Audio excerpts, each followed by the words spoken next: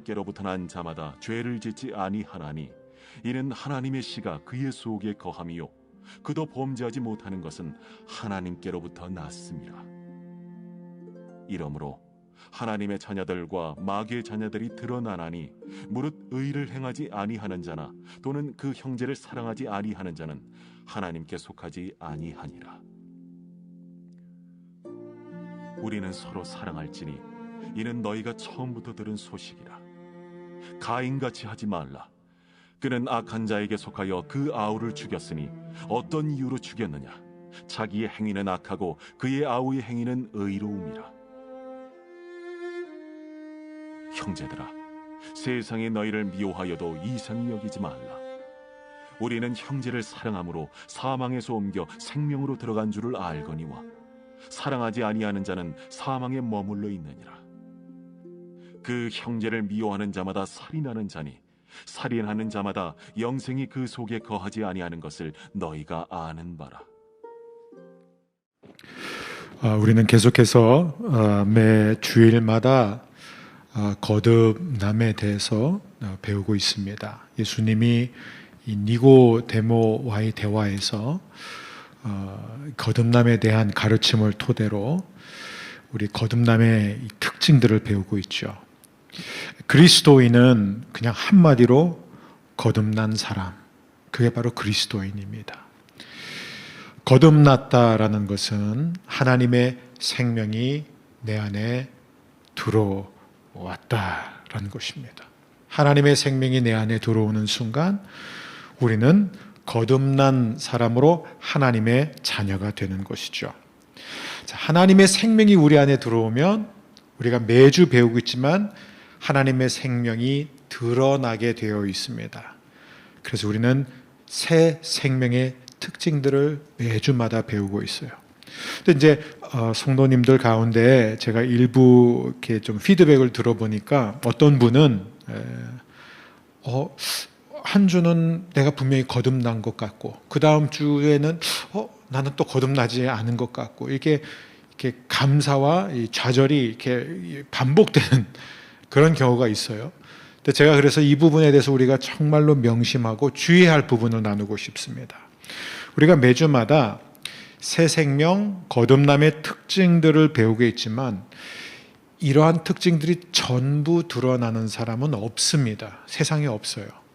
이러한 특징들이 완전하게 나타나는 사람은 있을 수가 없습니다. 왜요?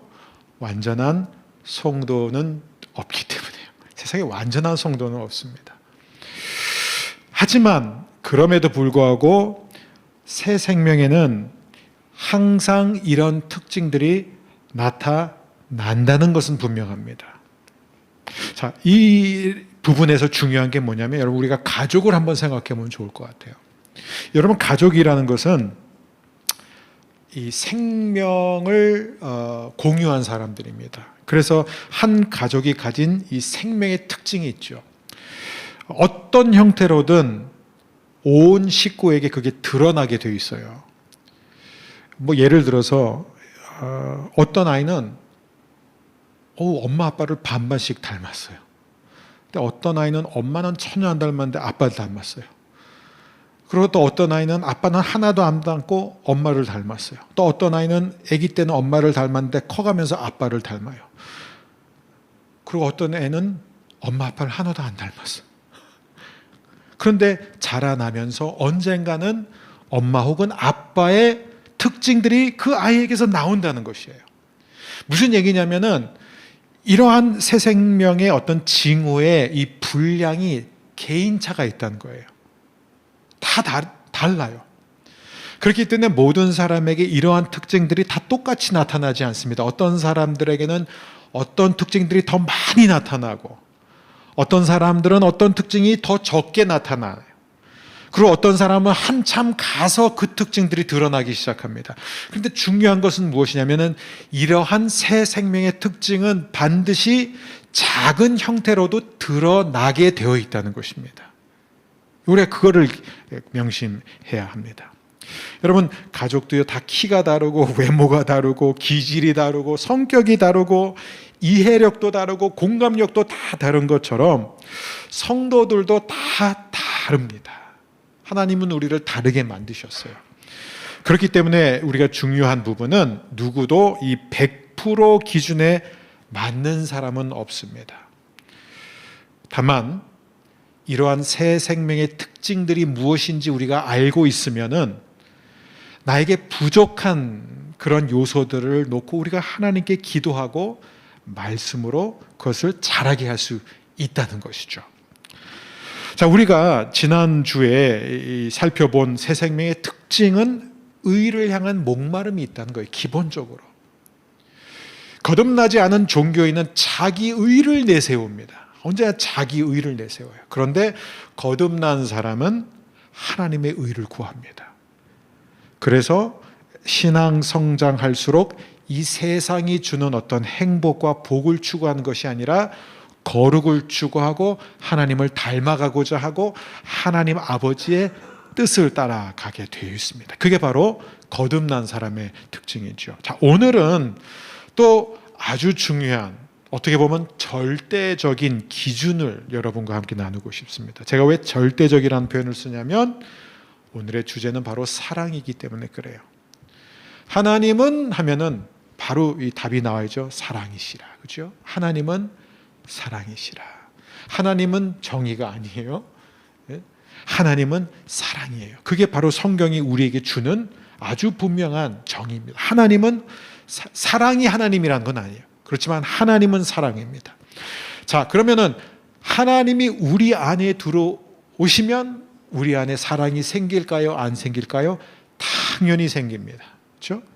하나님의 생명, 하나님의 본성이 우리 안에 들어오면 당연히 우리 안에 없었던 사랑이 생겨난다는 것입니다. 그래서 이거를 이제 우리가 이제 바울의 표현을 한번 사용하자면 바울이 이런 표현을 쓰죠. 로마서 8장 9절에서 보면 누구든지 그리스도의 영이 없으면 그리스도의 사람이 아니다 이렇게 말하고 있어요. 그죠? 그리스도의 영이 없으면 그리스도의 사람이 아니다. 이게 왜 그러냐면 예수님이 니고데모에게 거듭남에 대해서 설명하실 때 가장 먼저 주신 설명이 뭐냐면 물과 성령으로 태어나는 것이 거듭나는 것이다. 그렇죠? 물과 성령으로 태어나는 거예요. 자, 그렇다면은 성령으로 태어난다는 것은 하나님의 영, 그리스도의 영이 그 안에 들어가는 것이에요. 그렇기 때문에 그리스도인이면서 성령이 그 안에 거하지 않을 수는 없습니다. 그렇죠? 왜냐하면 성령님이 우리 안에서 우리로 하여금 아바, 아버지라 부르게 하기 때문이죠. 그러므로 우리는 이제 이 성령님에 대해서 생각하면은 이 성령님이 우리 안에서 하시는 일이 무엇이냐? 성령님이 우리 안에 하시는 그 일들 가운데 아주 중요한 9가지가 있죠. 그게 바로 성령의 열매죠. 그게 갈라디아서 5장에 나와 있습니다. 22절부터 보면 오직 성령의 열매는 사랑과 희락과 화평과 오래 참음과 자비와 양선과 충성과 온유와 절제니 이 같은 것을 금지할 법이 없는, 못 막는다 이거예요. 금지할 법이 없느니라. 성령님이 우리 안에 계시면 이 9가지 열매는 시간차, 개인차가 있을 수 있지만 반드시 드러나게 된다. 근데 여러분 이 9가지 열매가 갖고 있는 공통점이 있습니다. 제가 언젠가 조만간 여러분과 함께 이 성령의 열매 시리즈를 꼭 나누고 싶어요. 제가 요즘 이제 이 성령의 열매를 묵상하면서 개인적으로 굉장히 또 깨달음도 있고 또 은혜를 받고 있습니다. 근데 여러분 이 성령의 열매들을 보게 되면 이 9가지 열매가 전부 다 관계, relationship과 관련된 거예요. 이게 굉장히 중요합니다. 당연한 거죠. 왜냐하면 하나님은 어떤 분이에요? 성삼위 하나님, 삼위일체 하나님이라는 거. 하나님은 공동체 안에 거하시는 하나님이에요. 성부, 성자, 성령 하나님이에요. 우리가 하나님의 DNA를 받았기 때문에 하나님의 본성이 우리 안에 들어오면은 우리는 어떻게 돼요? 관계의 존재가 된다는 것이에요. 왜냐하면 인간이 왜 관계의 존재예요? 하나님이 인간을 지으셨기 때문이에요. 그래서 우리는 관계 밖에서 살 수 없습니다. 신앙생활이라는 것은 절대로 혼자 묵상, 혼자 큐티, 혼자 통독해서 이룰 수 없는 게 바로 신앙생활의 특징이에요. 여러분, 사람이 절대로 혼자 할 수 없는 게 두 가지죠. 애를 낳는 것과 영적으로 성장하는 거예요. 이건 혼자 안 됩니다. 자, 그렇다면은 우리에게 있어서 가장 중요한 이 릴레이션십에 있어서 가장 중요한 게 뭐냐? 사랑이에요. 사랑. 하나님 사랑, 이웃 사랑. 우리 교회 표어잖아요. 하나님 사랑, 이웃 사랑이에요. 같은 것입니다. 근데 오늘은 우리가 이 형제 사랑, 이웃 사랑에 대해서 좀 나눴으면 좋겠어요. 자, 오늘 우리가 이제 요한 1서 3장 말씀을 함께 들었는데요. 이 말씀 가운데서 아주 중요한 이 핵심이 바로 14절입니다. 우리 14절 말씀은 같이 읽으면 좋을 것 같아요. 시작. 형제를 사랑함으로 사망에서 옮겨 생명으로 들어간 줄을 알거니와 사랑하지 아니하는 자는 사망에 머물러 있느니라. 자, 두 가지 종류의 사람이 있어요. 하나는 뭐냐면 생명으로 옮겨진 사람이 있고, 또 한 사람은 사망에 머물러 있는 사람이 있습니다. 그죠? 자, 생명으로 옮겨진 사람이 거듭난 사람이고, 사망에 머물러 있는 사람은 거듭나지 않은 사람이에요. 자, 그러면 거듭난 사람과 거듭나지 않은 사람의 차이점이 무엇이냐? 사도 요한에 의하면 형제를 사랑하느냐 안 사랑하느냐예요. 형제를 사랑하는 사람은 사망에서 생명으로 옮겨진 사람이고, 형제를 사랑하지 않는 사람은 사망 가운데 머물러 있는 사람이다. 그 다음 절로 보면 살인하는 사람이다. 이렇게까지 나가요.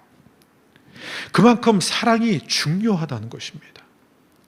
그런데요, 여기서 요한이 어떤 표현을 쓰냐면 형제를 사랑으로 사망에서 옮겨 생명으로 들어간 줄을 알거니와 이런 표현을 써요. 이 알거니와라는 것은 믿는다는 게 아니라 단정적인 확정적인 표현입니다. 이건 절대로 바꿀 수 없는 기준이라는 거예요. 자, 그러면 내가 지금 거듭난 사람인지 아닌지 어떻게 알 수 있느냐? 나는 지금 생명으로 옮겨가 있는 사람인지 어떻게 알 수 있느냐? 내 안에 서로 사랑하는, 형제 사랑하는 마음이 있냐? 정도의 차이는 있을 수 있어요. 어떤 사람은 굉장히 이렇게 크고 뜨거울 수 있고, 어떤 사람은 좀 약할 수 있어요. 그런데 그 특징이 다 있다는 것입니다. 자, 이것을 한번 구체적인 예를 통해서 볼까요? 우리가 이제 최초의 교회를 한번 보면 좋아요. 이제 교회가 언제 탄생했냐면 오순절날, 그렇죠? 이 사람들이 모여서 이제 그 오순절날을 지키고 있는데, 이제 사도들이 막 성령을 받아서 성령이 충만해지면서 이제 복음을 전하니까 수많은 사람들이 베드로가 전하는 복음을 듣고 막 그 찔림을 얻고 회개하고 세례를 받게 됩니다. 3,000명이 믿게 되었다. 근데 그 3,000명이 하는 일이 뭐냐면, 자, 우리는 지금 최초로 거듭난 그리스도인들을 보고 있는 거예요. 자, 그들이 거듭나자마자 어떤 일이 일어나면 사도행전 2장 44절에 나와 있습니다. 믿는 사람이 다 함께 있어 모든 물건을 서로 통용하고 또 재산과 소유를 팔아 각 사람의 필요를 따라 나눠주며 날마다 마음을 같이하여 성전에 모이기를 힘쓰고 집에서 떡을 떼며 기쁨과 순전한 마음으로 음식을 먹고 하나님을 찬미하며 또 온 백성에게 칭송을 받으니 주께서 구원받는 사람을 날마다 더하게 하시니라. 여러분, 본능적으로 일어나는 일이 뭔지 아세요? 하나님의 본성이, 생명이 내 안에 들어오면은 누가 시키지 않아도 본능적으로 우리는 뭘 하게 되면 같이 모이고 싶어 하는 거예요. 그게 하나님의 자녀의 특징이에요. 믿는 사람이 다 함께 모여 모든 물건을 서로 통용하고 재산과 소유를 팔아 각 사람의 필요를 나눠주며 날마다 마음을 같이하여 성전에서도 모이고 집에서도 모여 떡을 뗐다. 누가 시켰어요? 아니에요. 그들은 굉장히 강력한 성령의 역사를 받았기 때문에, 워낙 그때 이제 오순절날 성령이 처음 임했을 때 굉장히 불같이 임했거든요. 그러니까 이 성령이 임한 사람들의 이 증거가 뭐냐면 굉장히 이렇게 크게 뜨겁게 나타나는데, 그게 바로 뭐예요? 함께함이라는 것입니다. 함께함. 여러분, 육신의 세계를 봐도 우리가 금방 알 수 있는 사실이 뭐냐면, 여러분, 가족의 특징, 가족은 어떻게 행동해요? 뭉칩니다. 그게 정상적인 건강한 가족이에요. 가족은 뭉치게 돼 있어요. 여러분, 피는 물보다 진하다, 이 표현을 우리가 쓰지 않습니까? 그러니까 핏줄이 같은 사람들은요, 이 특정한 본성을 공유하고 있기 때문에요, 한 대로 묶이는 것이에요. 그래서 가족만의 전통이 있고 가족만의 비밀이 있고 가족만의 여행이라는 게, 가족만의 시간, 가족만의 공간이라는 게 그래서 있는 것입니다. 가족은 본능적으로 함께 하는 것이에요. 요즘 왜 가정이 계속해서 깨지느냐? 하나님이 지으신 이 가정에서 너무나 벗어났기 때문이에요. 죄가 극에 달했기 때문에 그렇습니다. 여러분, 근데 여기서 중요한 건 뭐냐면 육신의 영역에 해당되는 것이 영적인 영역에서는 훨씬 더 크게 작용한다는 거예요.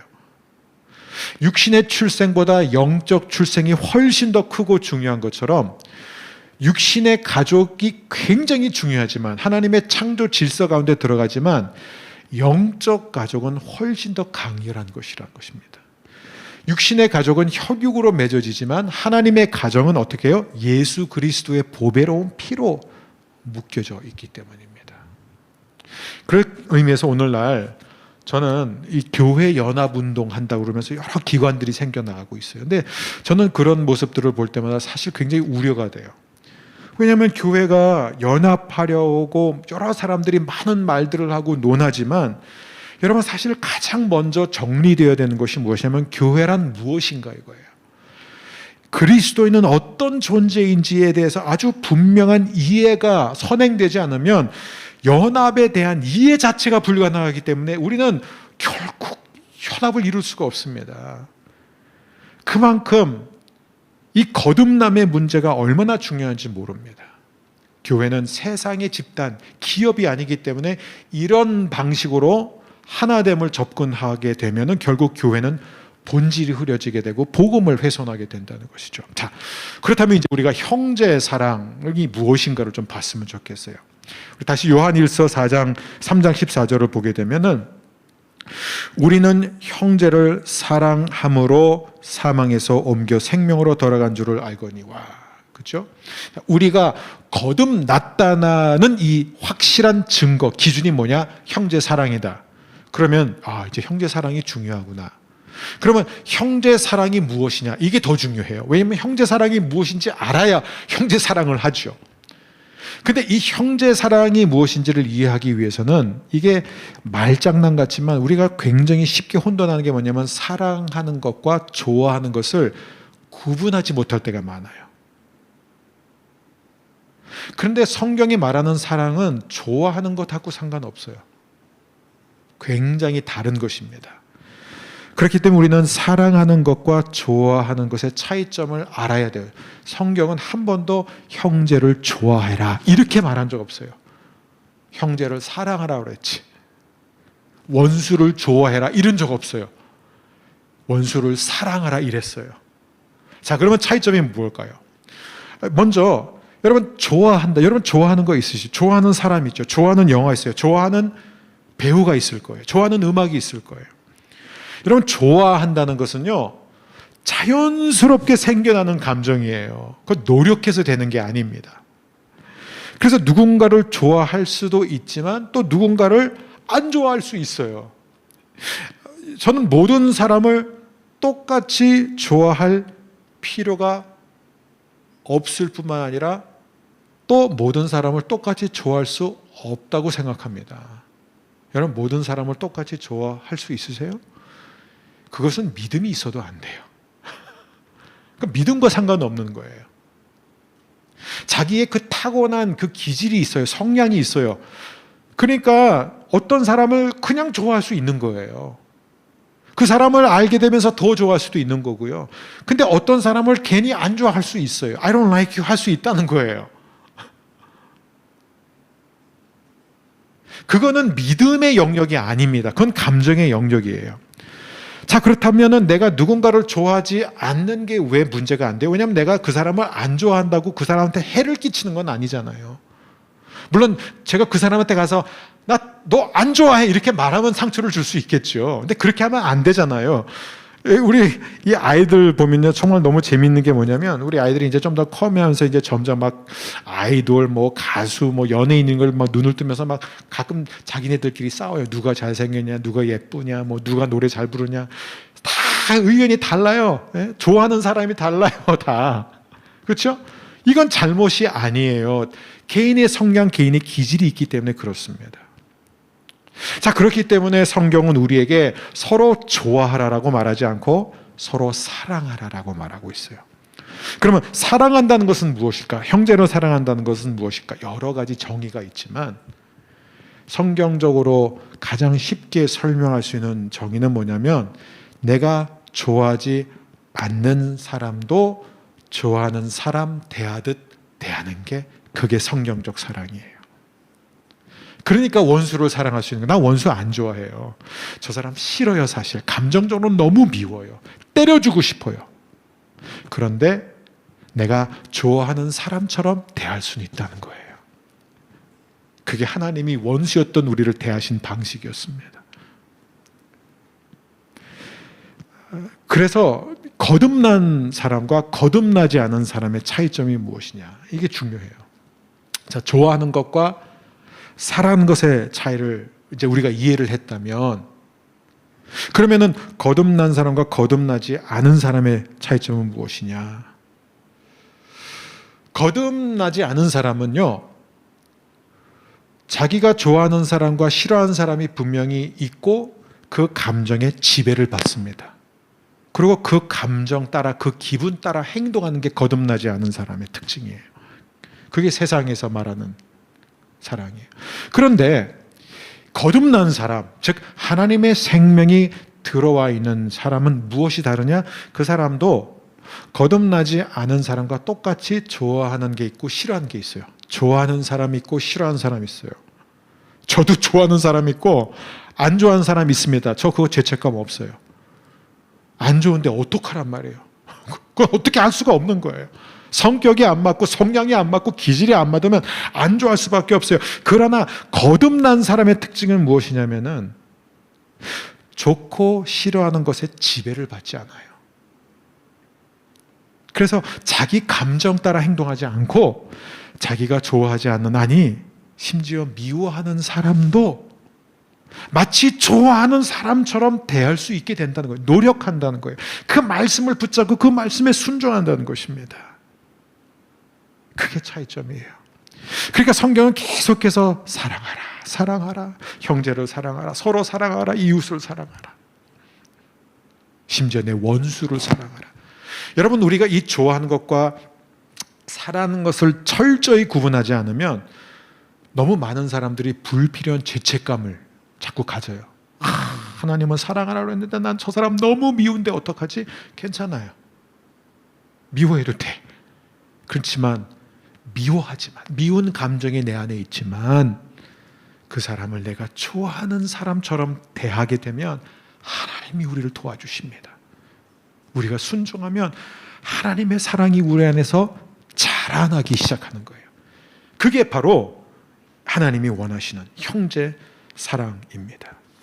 여러분, 여기서 우리가 중요하게 여겨야 되는 게 뭐냐면, 거듭나면 사람이 얼마큼 변하냐 이거예요. 완전히 변해요. 그렇죠? 거듭나면 완전히 변합니다. 그런데 기질은 안 변해요.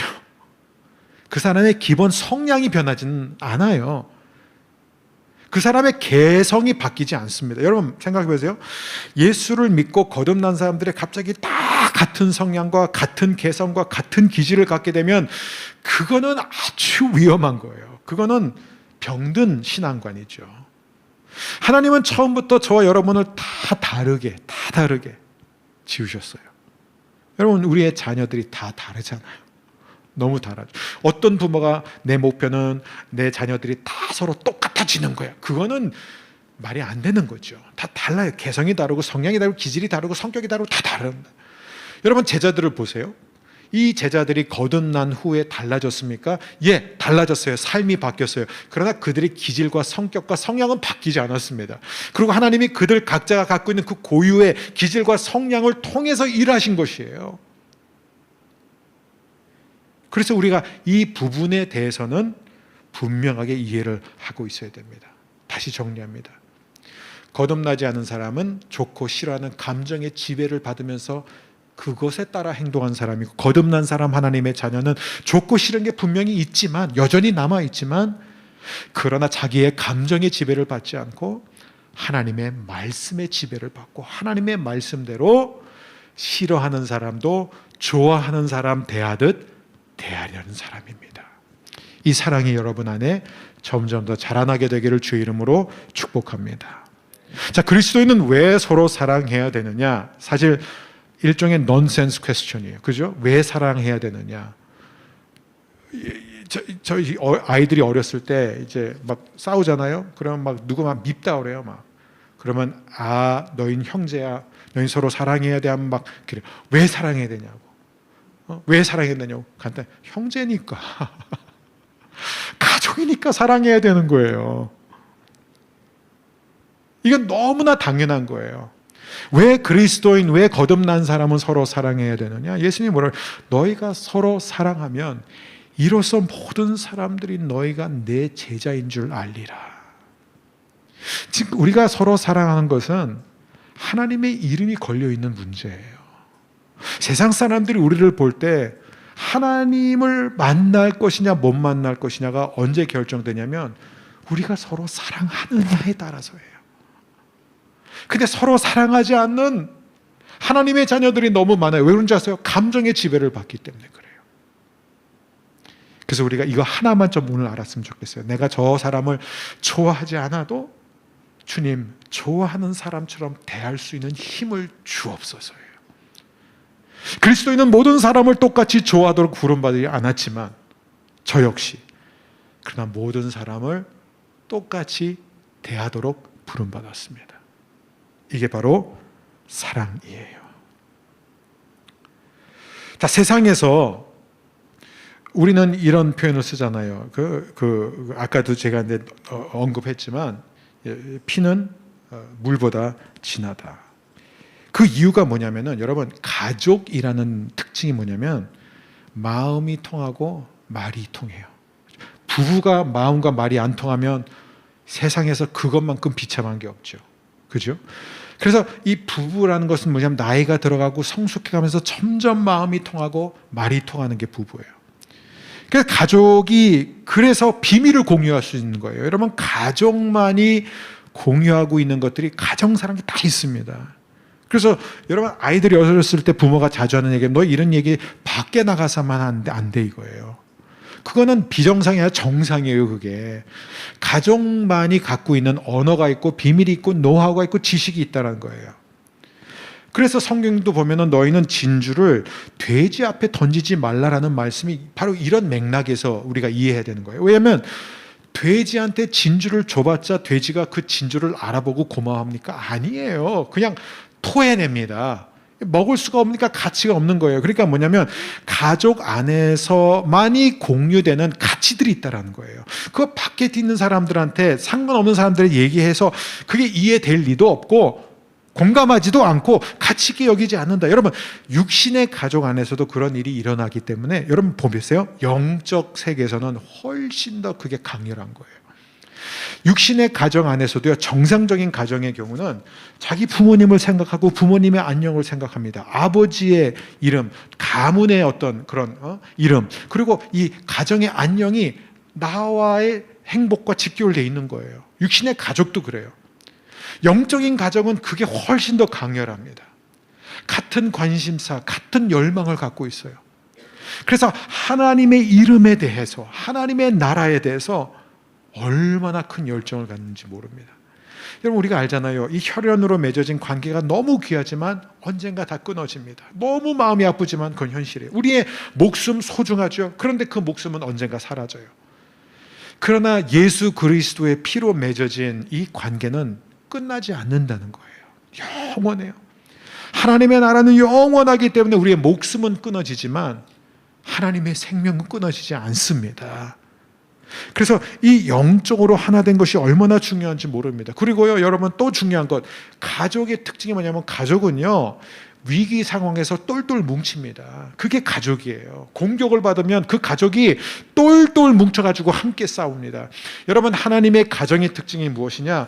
공통된 적과 원수와 싸우고 있다는 거예요. 우리들의 싸울 것은 뭐예요? 마귀들과 싸우고 있는 것입니다. 그래서 여러분 교회 역사, 성경의 역사를 보세요. 하나님의 백성이 어떠한 외압을, 그렇죠? 어떠한 외적인 유혹과 공격을 받아도 그 백성이 하나가 되면요 문제 없이 이겨냈어요. 그런데 작은 유혹, 작은 공격 앞에서도 하나님의 자녀가 분열이 되고 하나님의 가정이 하나 되지 못하면 어떻게 돼요? 무너지고 마는 것입니다.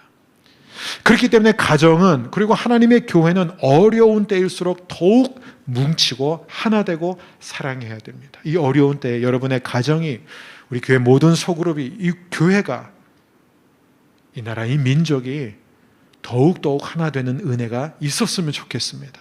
이게 참 중요해요. 자, 그러면 오늘의 적용입니다. 자, 오늘 이제 우리가 좀 이 교리적인 부분은 나눠서, 형제 사랑이 무엇이고 형제 사랑이 왜 중요한지 나눴습니다. 그럼 적용이에요, 적용. 자, 내가 실생활 속에서 형제 사랑을 어떻게 할 것이냐. 자, 이 부분에 있어서 이게 굉장히 중요한 현실적인 문제이기 때문에 저는 여러분들과 이 문제를 아주 현실적으로 한번 다루고 싶습니다. 여러분, 마귀가 노리는 것은 하나예요. 마귀가 노리는 것은 너무 클리어하죠. 어떻게 해서든지 우리가 예수를 못 믿게 하고, 그래서 하나님의 자녀가 되지 않게 해서 지옥에 가게 하는 거예요. 그게 마귀의 목표예요. 그렇죠? 자기 사람, 자기 수와 있는 사람으로 만들고자 하는 거죠. 자, 그렇다면은 마귀가 우리한테 하는 최대 거짓말이 뭐냐면은, 거듭나지 않은 사람으로 하여금 자기가 거듭났다라고 확신하게 하는 거예요. 그리고 그래서 마귀는 늘 해야 하는 게 뭐냐면, 교회 안에도 항상 그래요. 교회 안에 거듭나지 않은 종교인들을 심어 놓습니다. 이 부분에 대해서는 우리가 정말 깨어 있어야 돼요, 여러분. 여러분, 예수님 시대 마귀가 어떻게 공격했어요? 이방인들을 통해서 공격하지 않고, 불신자들을 통해서 공격하지 않고, 언제나 뭐예요? 자기가 가장 하나님과 가깝다고 생각했던 바리새인들과 서기관들과 율법학자들을 통해서 마귀가 역사했습니다. 오늘날도 다르지 않습니다. 그렇기 때문에 제가 늘 강조하지만, 성령의 여러 가지 은사, 재능들이 있지만, 저는 여러분 모두가 가장 사모하기를 원하는 성령의 은사 가운데 가장 우리에게 실질적인 도움이 되는 게 영분별의 은사예요. 우리는 정말 그 영분별을 해야 됩니다. 그러니까 누가 거듭난 사람이고 누가 거듭나지 않은 사람인지를 우리가 구분할 수 있어야 돼요. 그래서 오늘 저는 여러분과 두 가지 기준, 아주 중요한 두 가지 기준을 제시하고 오늘 말씀을 마무리하고자 합니다. 자, 첫 번째, 거듭난 사람은 거듭난 사람을 알아봅니다. 우리가 이것을 놓쳐서는 안 돼요. 거듭난 사람은 거듭난 사람을 알아봐요. 여러분, 가족의 특징이 뭐냐면, 여러분, 자녀는 자녀를 알아본다는 것이죠. 본인들만 알아보는 게 아니라 남들도 알아봐요. 제가 그런 얘기 했잖아요. 저랑 형은 모든 면에서 생긴 게 다른데 모든 사람들이 한눈에 알아봐요. 형제구나. 저는 그게 지금도 신기해요. 근데 알아요. 눈만 봐도 알아요. 여러분, 거듭난 사람은요, 하나님의 생명이 그 안에 들어와 있기 때문에 하나님의 생명이 거하는 다른 사람을 보면요, 그 사람을 잘 알지 못해도 그 사람을 오랜 시간 동안 교제하지 않았더라도 알 수 있습니다. 이게 정말 목회자로서 재밌는 거예요. 정말 처음 만나는 사람을 딱 보는 순간 알 수 있다는 거예요. 어떤 사람은 교회에서 굉장한 어떤 직함을 갖고 있고 직분을 갖고 있는데 얘기한 거를 조금만 들어봐도 이 사람이 거듭나지 않았던 것도 너무 확실하게 알 수 있습니다. 이걸 우리가 구분할 수 있어야 되는 거예요. 이걸 어떻게 설명 못해요, 여러분. 설명 못해요. 눈이 닮아서, 코가 닮아서, 성격이 말하는, 아니요. 다 달라요. 그래도 생명의 본성이 같기 때문에 드러난다는 것입니다. 자, 그 대표적인 사람이 바로 바울이에요, 바울. 아까 우리가 바울 얘기는 하지 않았습니까? 여러분, 바울에게 있어서 가장 두드러진 변화가 무엇이냐? 자, 예수님을 만나기 전과 예수님을 만난 후에 바울에 있어서 가장 큰 변화가 뭔지 아세요? 많은 것이 바뀌었지만 가장 큰 변화는 이방인을 대하는 태도였습니다. 바울이 사울이었을 때는요, 그가 세상에서 제일 무시하고 멸시하고 싫어하는 사람이 그리스도인들이 아니라 이방인들이었어요. 이방인들. 그게 유대인, 바리새인의 특징. 이방인들은 개예요, 개. 사람만도 못한 존재들이에요. 그런데 그렇게 이방인들을 무시하던 사도 바울이 거듭나면서 이방인의 사도로 부름받게 되죠. 이방을 비춘 빛이 됩니다. 그러면서부터는 이제 사도 바울이요, 어디를 가든지 그가 가장 먼저 자랑하는 가장 큰 자랑거리가 나는 이방인의 사도다 이거예요. 나는 이방인의 구원을 위해서 부름받은 사람이다 이렇게 말합니다. 그래서 여러분 성경을 보게 되면은 이방인과 유대인의 이 차이, 이 막힌 담을 허무는 것에 관한 가장 강한 분명한 표현들을 한 사람은 전부 다 바울이에요. 바울이 다 그런 표현했어요. 대표적인 골로새서 3장 11절입니다. 거기에는 헬라인이나 유대인이나 할레파나 무할레파나 야만인이나 수구디아인이나 종이나 자유인이 차별이 있을 수 없나니 이거예요. 이걸 못을 박았어요. 차별이 없다 이거예요. 즉 바울은 이제 이방인을 대할 때, 야만인을 대할 때, 수구디아인을 대할 때도, 수구디아는 야만인보다 더 무서운 야만인이었어요. 가장 그 유대인들이 무서워하고 두려워하고 경시했던 사람들인데 그 사람들을 대할 때 차별 없이 나는 대한다 이거예요. 이게 사랑이에요. 왜냐하면 자녀는 자녀를 알아보기 때문입니다. 두 번째 기준이 뭐냐? 아주 현실적인, 실질적인 기준은 첫 번째와 연결되어 있는데 그것이 무엇이냐? 거듭난 사람은 거듭난 사람들과 함께 있는 것을 즐긴다. 굉장히 중요한 시금석입니다. 나는 예수를 믿는 사람들과 함께 있는 게 좋은가? 아니면 어색한가? 아니면 질색인가? 저는 그런 분들을 종종 만나요. 교회는 좋은데 교회 다니는 사람들 다 싫어. 예수 믿는 사람들 너무 싫어. 그래요. 안 좋은 기억이 있고 상처를 받았기 때문에 잠시 그럴 수는 있어요. 일정 기간 그럴 수는 있어요.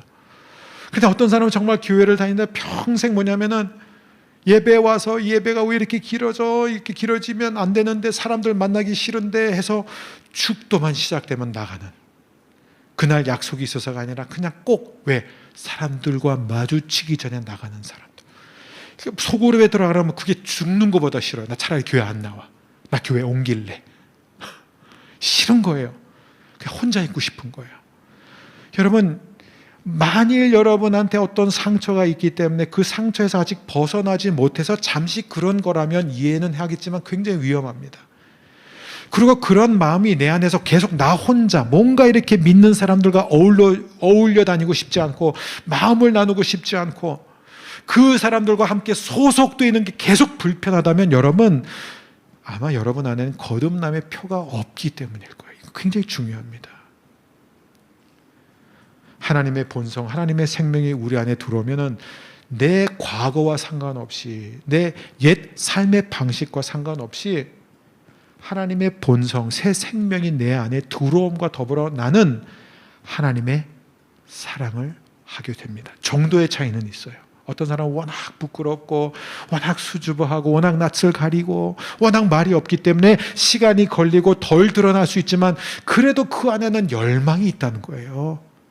다른 믿는 사람들과 함께 소그룹 안에 들어가서 삶을 나누고 아픔을 나누고 기쁨을 나누고, 아주 가끔씩 1년에 한 번 정도 남편 흉보고, 그러면서 이렇게 카타르시스를 얻고, 이런 것들이 자기 속마음을 있는 그대로 드러내면서, 근데 그게 막 너무 부담되고 그게 싫고 그런 모임만 있으면 막 달아난다면 여러분, 우리 안에 과연 이게 건강한 것인지, 이게 거듭남의 문제와 직결되어 있습니다. 사도가 아니고 다윗의 표현을 한번 빌려보면 다윗은 이렇게 표현하고 있어요.